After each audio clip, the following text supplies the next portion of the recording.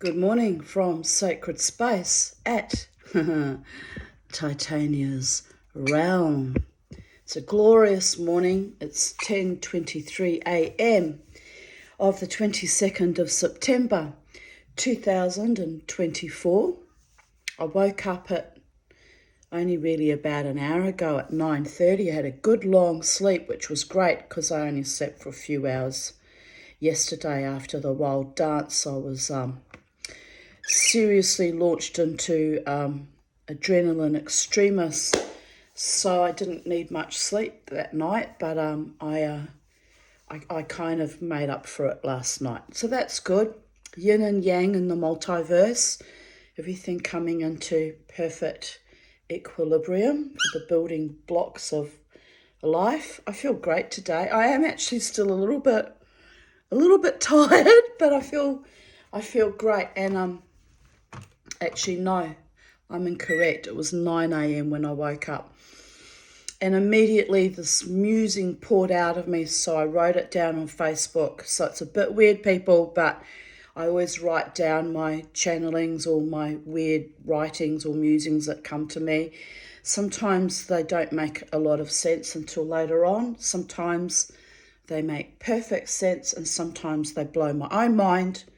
But just sort of working out where I am in relationship to other humans and what's going on, like 9-inch nails, you get up and you take a deep breath and you scream, "What's going on?" And sometimes you just got to do that, but I do it by writing it out, by working it out that way. And it's good to work stuff out of you, because some of the stuff that you're getting distressed about isn't actually even your stuff. And why carry emotional burdens of people you don't even know really, or you don't know what their intentions or their agendas, or you don't know what the fuck is going on.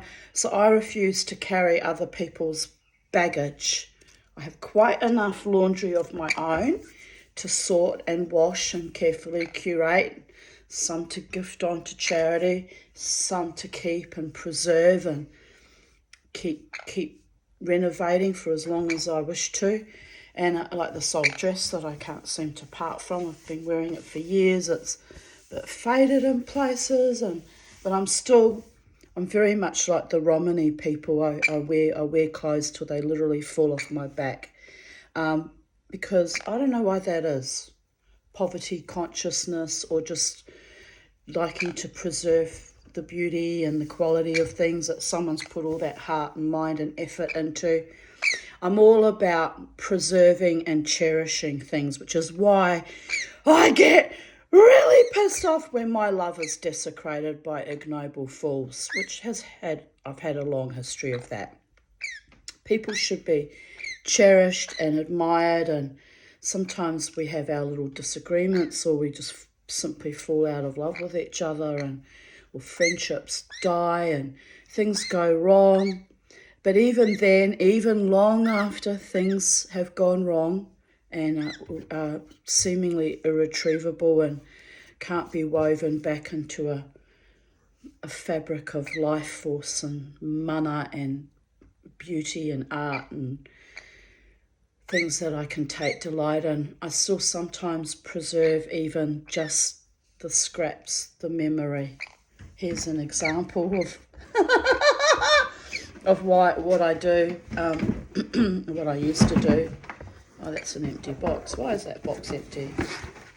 It's odd, isn't it? I have to fill that up. I'll take that away from there so it's empty.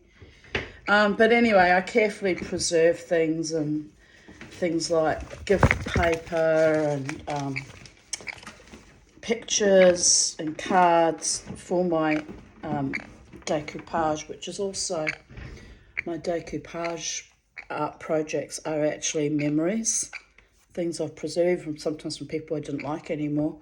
If it was a really good picture, I kept it. The rest got burned or sloughed the fuck off. But art is art, and good art is hard to find actually. So I preserve things and I reuse things when I can. And if only people cherished my heart, mind, body and soul as much as I've cherished sometimes vague remnants of theirs, the world would be a much, much more beautiful place, at least for the Tanya, am I right? But not everyone's like me, and I can't expect that, actually. The world is created the way it is, each day anew. And today's a beautiful day. I've got drumming at 4 p.m, so I'll be off to that. And I didn't go last month because I try not to go in winter because it's just too bloody dangerous for my health. My health's too precarious. Sit on the cold ground, I immediately get a barking bronchitis and I can be out for the count for 2 to 3 months after that. So it's not worth the risk. So everything in life with the Tanya is calculated risk assessment. If I dance in those green suede shoes, will I be crippled after? The answer is yes. Even the muscles behind my knee, back of my knee and up into my thigh really fucking hurt because I danced on them even though I had trouble walking to the club in them and I was already in pain. That, my friends, is a bit fucking masochistic, quite frankly, but I was already nearly there and it would have been the same distance to walk back to the car and get the spare shoes and then the long walk back again. And it ground my gears. So I was like, well, I'll just have to dance. I chose to put on these shoes. There's a lesson in it for me, a very enormous lesson, that is Mama T can't do the high-heeled shoes anymore, even though she still wants to, because I love exquisite shoes. I've always loved exquisite shoes. If I loved men as much as I love exquisite shoes, I'd be happily married for the last 3 or 4 decades. But no. It's actually not for the lack of loving men. It's because I kept attracting men that were as painful and torturous as those green shoes, baby. You have to laugh. Yes, the shoes, I think I'm going to hang them in my tree as a symbol to remind me, do not torture thine own self, psychedelic dreamer. You can do better, psychedelic dreamer.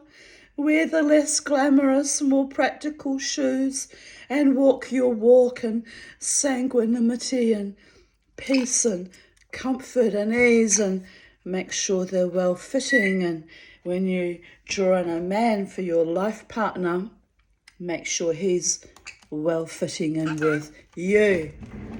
Whee! We're going to do the wee. We're going to do the wee!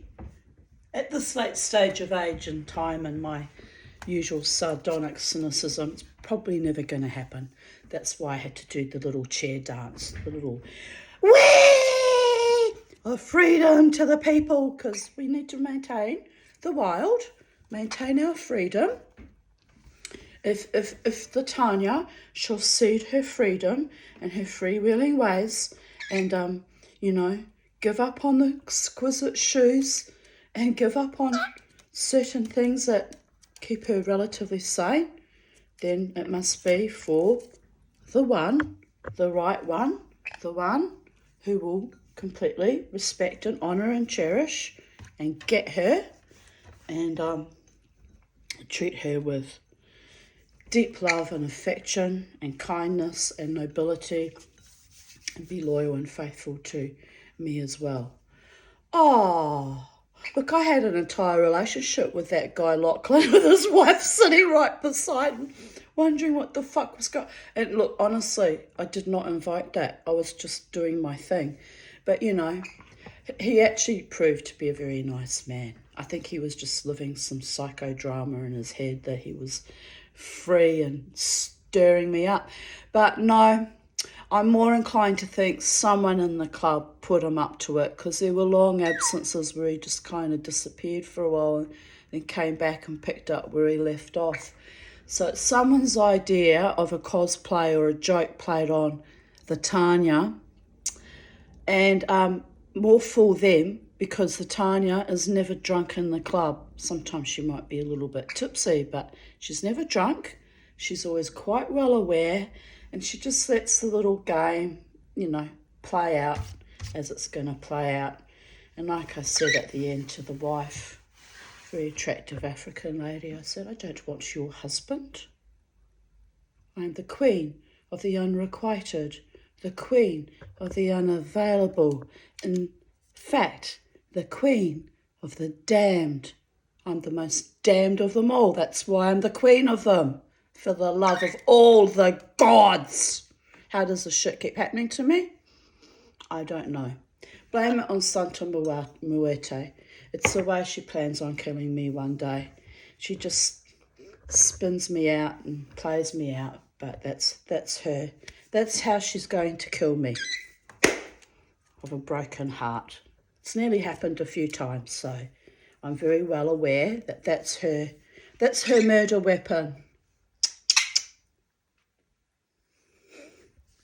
Amore, Santa Muerte, amore, and living la vida loca, because life must be crazy, otherwise it gets a little bit too boring.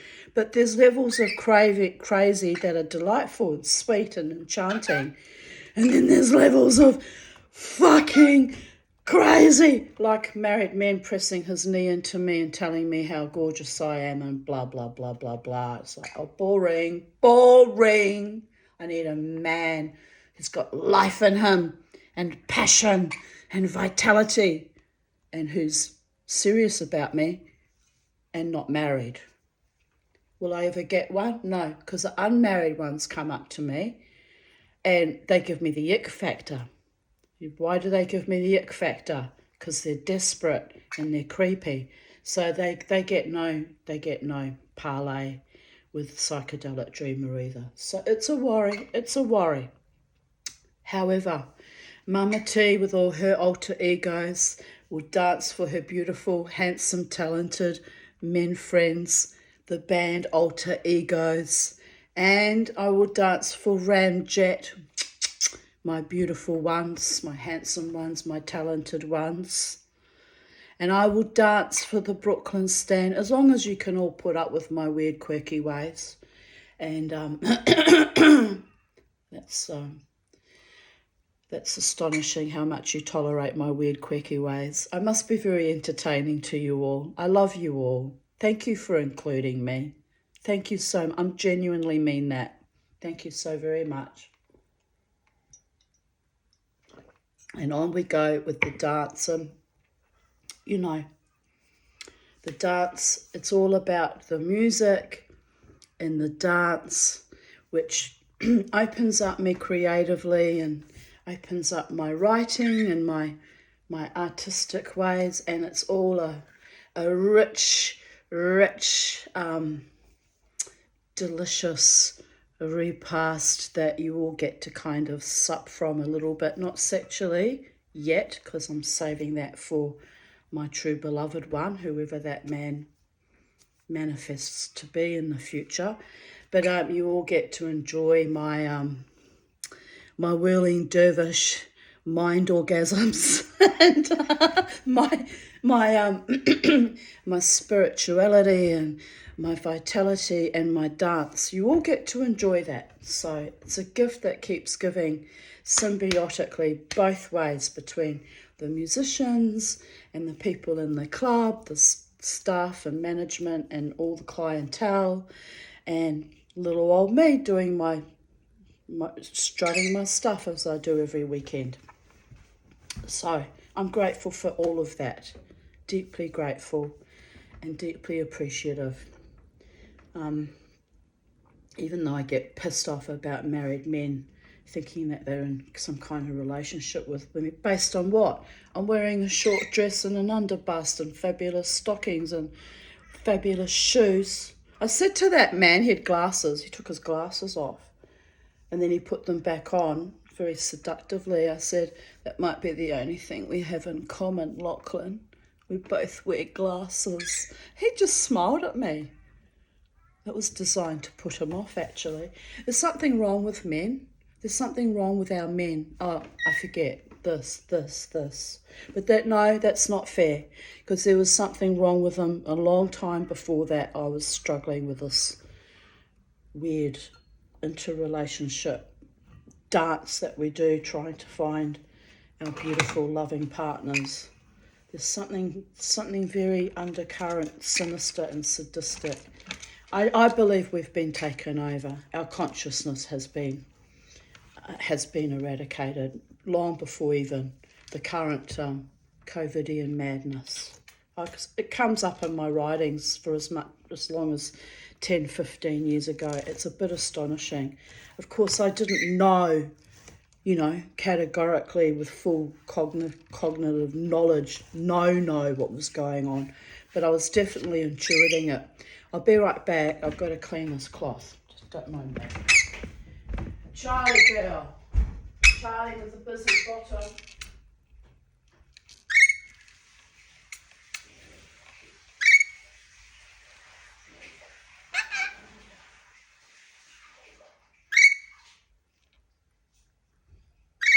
Right.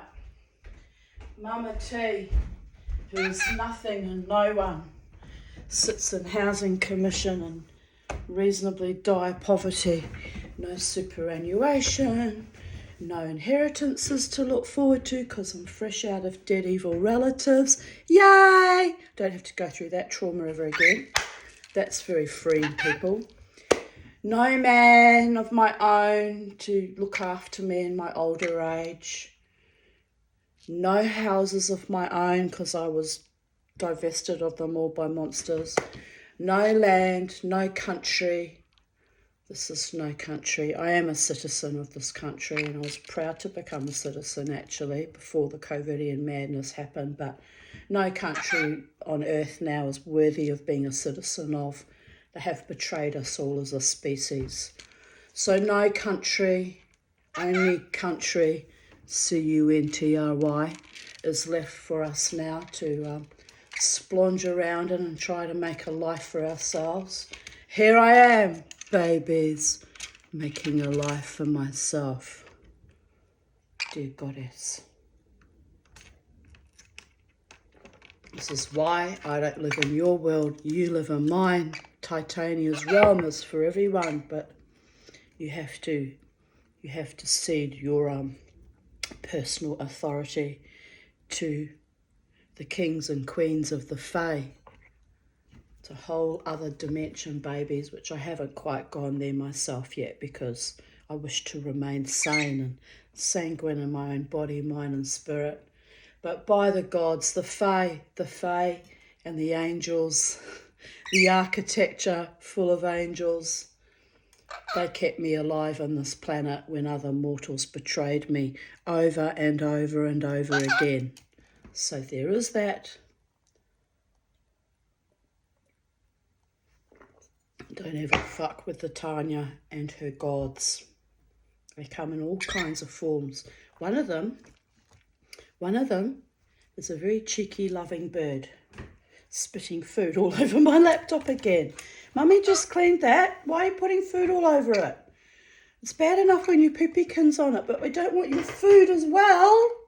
She says, but Mama, it's very important. It's my art. It's my creativity. You always want people to be creative and have their art. Yes, I do. It's very healing for the soul to have your own magic and your own art, or music, or whatever creative endeavour that sparks joy in you. Right, little one, let's get on with our story. It's going to be intense. I have previewed it, and it's going to be an intense one today, combined with my musing, my channeling this morning, fresh from opening my eyeballs on the world that poured out of me. So it means I slept well, and my angels were inspiring me. Give me a kiss. I feel inspired to kiss you, Charlie.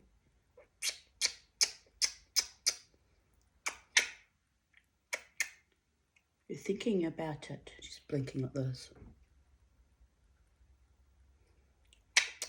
Do I get a kissy kissy? Save all your kisses for me. Save all your kisses for me. Oh, don't bite Mama.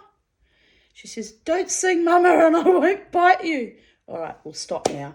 But it would be nice to have a nice kissy, wouldn't it, Charlie? With someone who loves us. She says, Mama, you're an idiot. I know. I am, actually. I am a bit of an idiot. But anyway, life goes on. Life goes on with your mother being a bit of an idiot.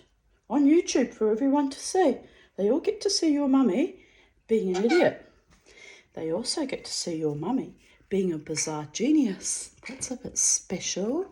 So here we go, babies. Memories, 22nd of September 2024, of Cabbages and Kings. Never, ever, ever let the bastards grind you down. Even the motherfucker that once called me a bizarre genius for holding my ground on an issue I was actually right about, by the way, because 9 times out of 10, when I get inflamed like that, I get inflamed because I'm usually right. And it's very frustrating dealing with other idiots who think that I'm the handicapped one. Wow, I bet you that woman's got egg on her face now. She would have found out. With the time, the unravelling of time, with the gnosis that comes with time, how accurate Mama T was in that moment, by the gods. Dealing with idiots who think you're an idiot while trying not to remain an idiot, that too is an art form. I've kind of gained mastery in people. Can you tell? Anyway, here we go. On the subject of never ever letting the bastards grind you down, because at the end of the day, none of this really matters. We shall go down into the earth or get burned in a fire in a crematorium somewhere, and it's all dust, 0 calories. So don't sweat the small stuff. Don't worry about who loves you or don't love you or what game's being played. Shakespeare said it best, did he not? All the world's a stage and all the people in it merely players. He meant actors, but same deal really. Here's a lovely photo of Ramon and Suki snuggling. Ah, that's a beautiful thing to look at this morning. Let's look at the beautiful things. Are they players? Are you players, Ramon and Suki? Ramon was a very dedicated player. He was indeed king of his castle.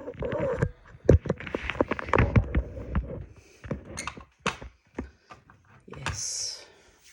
We can admire the male species of all kinds of members of the animal kingdom. Some of them are quite delightful.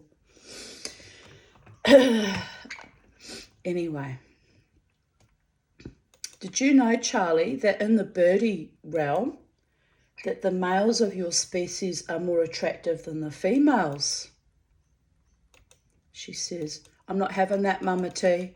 I'm not having any of that. No wild rainbow lorikeet birdies for me, Mummy.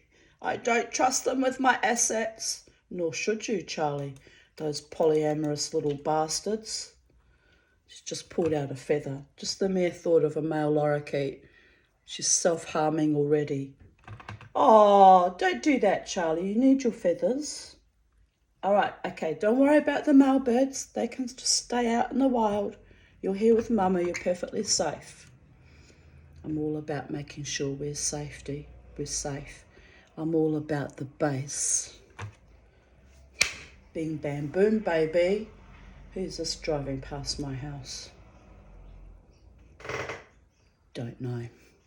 Right, are you ready? This was this morning's message from my subconscious mind, or the eternal ones.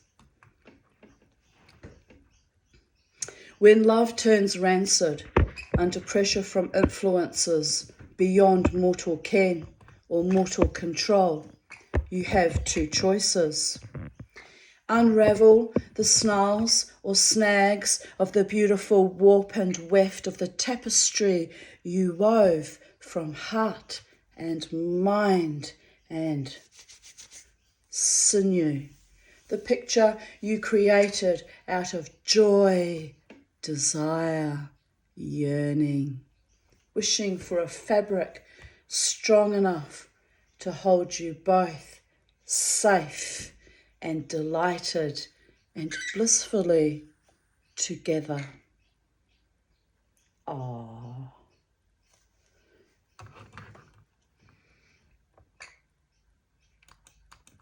Let the flailing, frayed ends fly free of your desired outcome.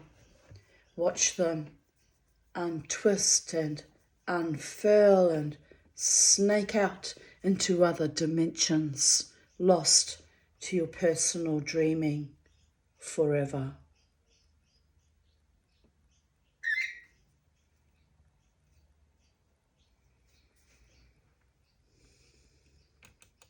Or, if the love is real and beautiful and powerful and truly worth saving, holding on to, protecting, and even continuously co-creating with your beloved one, with the gods and the ancestors that love us, if it's worthy of all the heart you invested so merrily and naively, so merrily and blithely, with such naive and yet oddly courageous sweetness, then you must find the place in that tapestry where that gaping hole in your connection started to unravel. You must weave a new thread built of magic and awe, with the strength of 1,000,000 spiders sent by Grandmother Spider herself, the weaver. The weaver of fate. And don't be too early or too late, but build a thread so imperfectly powerful, with the deepest, purest, most stoic magic of all, life force and courage and heart. Heart with a capital H for emphasis, babies. You must pick up that thread that you spun yourself on your wheel of life. Thread it into that gaping, snarled, heartbroken tapestry and build a new picture where you both fit. Side by side, together but separate, in deep awe and respect for each other. I just added that bit in, but you feel my vibe, babies. Where you both fit perfectly in harmonic resonance, like the plucked string of a bass guitar being answered by another string elsewhere. Quantum entanglement, spooky action at a distance. We are all connected by love. Yeah? Well, alas, no. Sometimes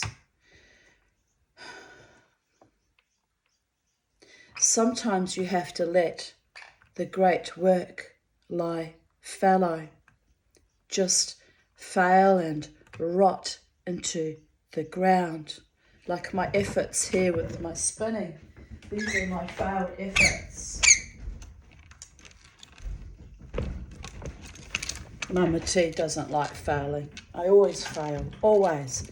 But things are going to change, babies.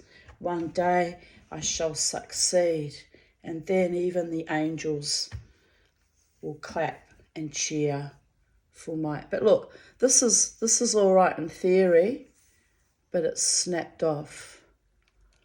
See what I mean about twisting a thread to rebuild your tapestry? I'm actually learning how to do that. Look, I'm walking my walk and talking my talk, babies. All my failures. What shall I do with them?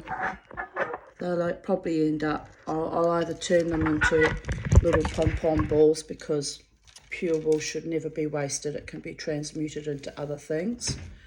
Or compost it, go and feed the wormid ones, who will turn it into rich fertilizer for the garden. And so the circle of life continues. At Psychedelic Dreamers House Sacred Space, where nothing is wasted except my heart, my mind, my body and soul, slowly getting older, rejected and abandoned, declaimed, dishonoured, sometimes fucking desecrated. We won't let that happen ever again, will we, babies? But anyway, you feel my vibe. Getting older and alone, creating things out of sheep's wool or alpaca fleece will be the next thing to practice on. Creating, and waiting for my imminent demise and my crossing over into the next dimension, where all the love that was denied me in this earth and this planet will at last welcome me home. It's a tempting thought, but Santa Muerto says, Tanya Phillips Aarons, there is yet more vida for you, baby, and yet more love to be made. Although I haven't made love in 10 years, but there is that. But you know what I'm saying. There is more love to be generated from deep, deep, deep within my soul. And one day, the right man will be delighted to be part of it. The right man being an available man, not a game-playing trickster man like Lachlan on Friday night. Oh, dear sweet Lachlan. But he was Scottish, obviously, and the ancestors were with me Friday, because this fleece gifted to me by Belinda came from Dumfries in Scotland, which is my ancestral homelands on the Anderson clan. So there you go. Full circle, people of Earth. What are you doing? What are you... Yes, well, hello. You don't come from Dumfries. You come from Brisbane, Australia, Charlie. You're a dinky die, stick a needle in the eye Aussie. Yes! The real one! The real Australian birdie. She says, get on with your story, Mama. Time is of the essence. Yes, it is too. Do I get a kiss now? She's still thinking about it.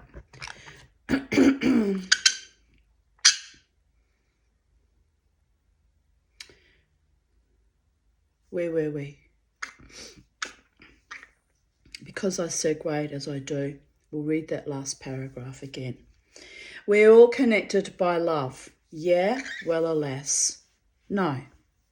Sometimes you have to let the great work lie fallow. Just fail and rot into the ground. Let the wormid ones eat from your lost art and unclaimed, undesired, unloved heart. For that too is love. Letting go of the fantasy, of the dreaming, of the fallacies, of the joke they think they played on you when you were awake all the damn time. And time and fate slipped a disc. And you knew you were playing in a delusion, a confusion, and a grand scheme, a deception. But you, little one, daughter of the gods. With green shoes that fucking crippled you. With the pretty sparkly frogs representing metamorphosis and your sweet but epic manic denial that you belonged just once in your natural fucking hobbit life to someone worthy of you, your love, your heart and soul. Well, ha ha ha. You danced to your own old lady courageous defiance anyway. Yes, we did, Charlie. Mama danced wildly again. It was a good dance. It was a good dance. I am so proud of you. So very proud. Self-immolating your feet to the beat of the drums played by the altered ones whose egos love you anyway because you love them, I do indeed. No other reasons to exist but for the muse.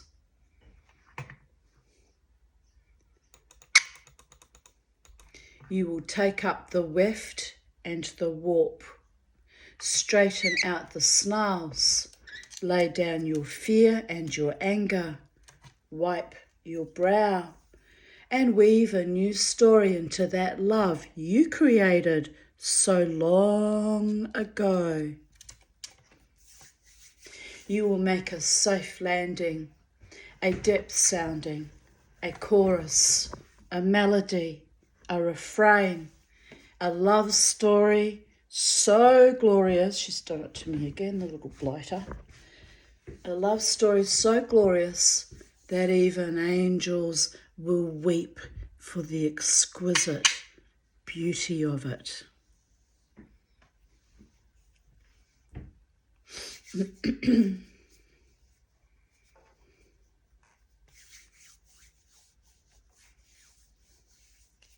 Why not? Why not? The angels know best, babies, who is the right man for me. I don't even know. Prepared to be taken by surprise, but I really don't know. There's too many games that have been played, consciously or unconsciously. But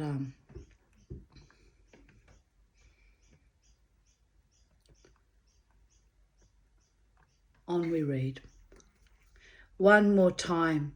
Let's go, babies.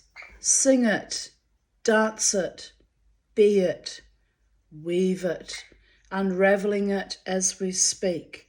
Write, play and stray. Astray in the fairy realm. It's interesting that that word got put in, that I chose to put that word in to rhyme with play. But astray in the fairy worlds is when you're walking through a forest somewhere and suddenly all the terrain changes. You don't recognize anything. It's almost like time has shifted into another dimension, and it's called astray because you get very lost and confused and quite bamboozled, and you can't find your way back to the direction you came from or back to the starting point or your home. And it's called a fairy stray, and it's a real thing. It's been known to happen quite often. It's why they talk about it. What to do is you take a piece of your clothing and you turn it inside out. You put it back on, or if you haven't got cardigans or extra jumpers that you can turn inside out, you pull your pockets out of your pants, and so that you've got your inside out pockets hanging down. And I think you turn yourself around in a circle 3 times, and you just, I think there's I suppose the Christian people say a prayer, like the Lord's Prayer. I'm not a Christian, so I would probably say the Shema. If you're of a different faith, you'll say a prayer significant to your pathway. If you've got no religion in it or at all, and you're an atheist or an agnostic or whatever you are, whatever path, you just simply say,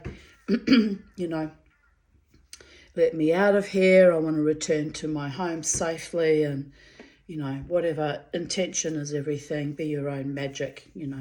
I don't always believe in prayers because they're other people's ideas of how things should be very often.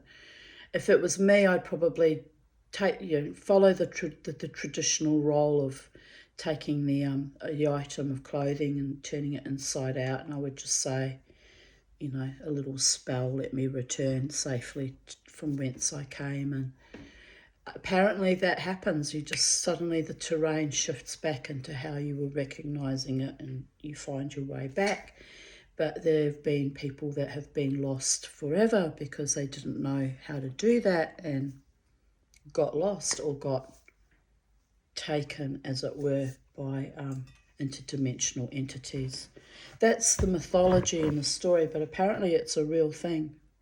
It makes sense though, because I know when I've gone on hikes that sometimes you feel, especially when I get tired or a bit dehydrated, you get dazed and confused, and therefore you get easily lost.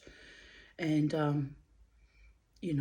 it's easy to get lost in the forest if you don't know nature well. You don't know how to recognise all the the terrain. It's a very easy thing to happen to anyone. So it's part mythology and part reality blended into.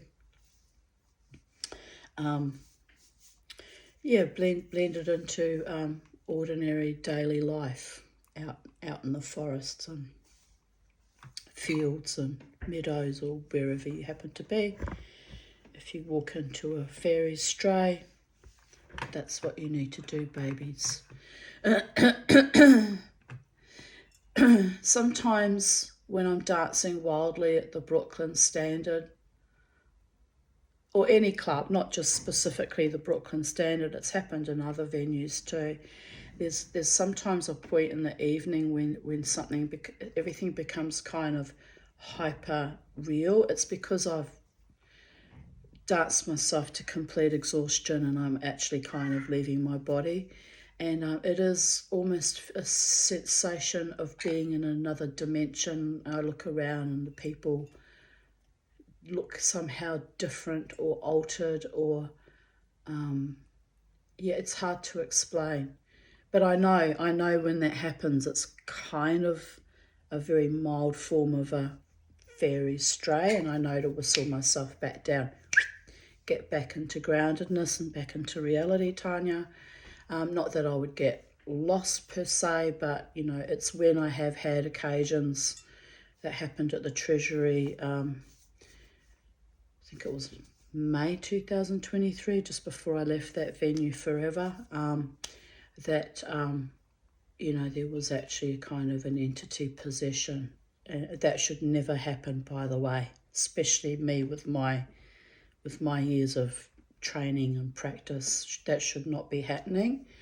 But I took particular note of that because although it should not happen, it was powerful and very educational on that even the spirits or my ancestors that love me, because I don't know who the entity actually was, were getting gravely concerned for my safety there.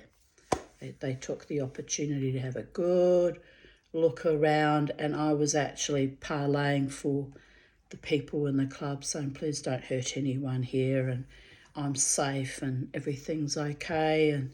But they just kind of had a good look at everyone and would focus on the ones that I knew were enemies of mine. And I even was advocating for them. I was saying in my head, that person's an enemy of mine. However, they haven't overtly done me any harm. They haven't physically attacked me. And, so therefore I'm okay with them being present when I'm here because it's a free country and we're all allowed to participate in the dance and in the music scene. And I was actually kind of begging for their protection as well, which I found interesting, very interesting. And then much, much later, when I was dancing at Fitzy's, the first time I went to Fitzy's, there was a younger man got a bit too rambunctious and aggressive with me, and I literally stomped with my foot and got quite angry about that. But again, when the security guard came over, I said, look, give him a chance. He's just being silly and men get carried away sometimes. I said, he's on his first strike, but if he does it again, you'll have to throw him out, which I think is fair and reasonable, because sometimes we all get a bit silly. But the interesting thing at the end of the night, the manager, a woman, very lovely woman, very sweet to me she was, she said to me, by the way, she said, we don't give second or third chances here. If the men get out of hand, they get kicked out, and don't give chances, Tanya. That was a powerful message gifted to me, both from Spirit, but also from the manager of Fitzy's at Waterford, telling me, don't give people chances. Don't be so compassionate and forgiving, you know. Bing, bam, boom, out. She's right, you know. She's right. She was right. She probably didn't want, you know, having her staff undermined, but I wasn't trying to undermine her staff at all. And I was grateful he came to protect me, actually. But I just like to be fair. I like to be fair. I understand that people get drunk and they get a bit exercised and besotted, especially seeing a woman in a corset and a top hat doing her wild dance. It's very stimulating to some people, men and women. So I wanted to give that person a chance, and but it was a potent reminder coming from management. No chances given, Tanya.